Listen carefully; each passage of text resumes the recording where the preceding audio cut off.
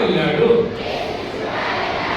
అదిరపన్నా హైలెస్సా, అదిరపన్నా హైలెస్సా, అదిరపన్నా హైలెస్సా, అదిరపన్నా హైలెస్సా.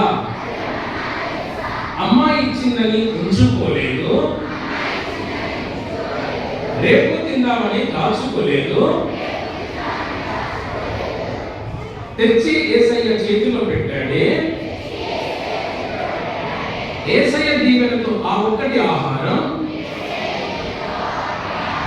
ఇద్దరికి, నలుగురికి, 10 మందికి, 100 మందికి, 5,000 మందికి ఆహారం ఆయనే.